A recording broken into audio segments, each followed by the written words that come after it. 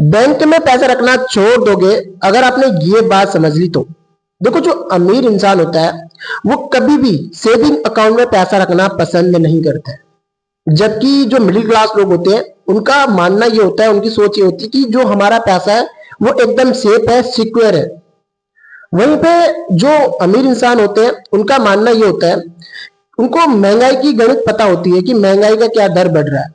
तो उनको पता होता है कि जो सालाना जो महंगाई दर बढ़ती है वो 6% से ग्रो हो रही है, भारत की अगर बात करें तो।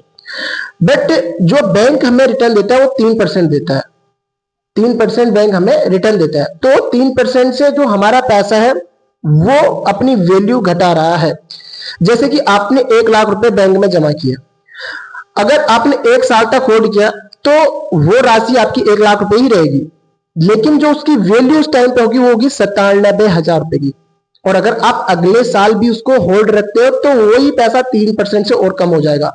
तो यहाँ पे जो आपका पैसा है वो अपनी कीमत घटा रहा है, वो अपनी औकात कम कर रहा है, वो पैसा घट रहा है आपका। बट वहीं पे अगर आप ऐसी जगह पे पैसे रखते हो जैसे कि जिसकी सप्लाई कम है और डिमांड बहुत ज्यादा है, जैसे कि जमीन है, भगवान ने जितनी बना दी उतनी है। कोई भी अमीर इंसान, कोई भी जितना भी बड़ा इंसान है उस जमीन को बढ़ा नहीं सकता है, उस जमीन को ज्यादा बड़ा नहीं कर सकता है, जितनी जमीन है उतनी रहेगी।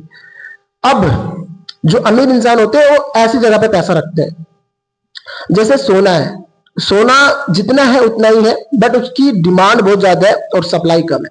तो ऐसी जगह में ऐसा नहीं कि ये ऊपर नीचे होते रहते हैं, बट लॉन्ग टर्म में इनमें बेनिफिट होता है। तो ऐसी चीजें अगर आपको सीखने को मिलती है और ऐसी चीजें आपको जानने को मिलती है, भाई अपने भाई को फॉलो जरूर कर देना, ताकि मैं आपको और भी ज्यादा गाइड कर पाऊं और भी ज्यादा सिखा पाऊं। और वीडियो कैसी लगी आप कमेंट बॉक्स में जरूर बताना।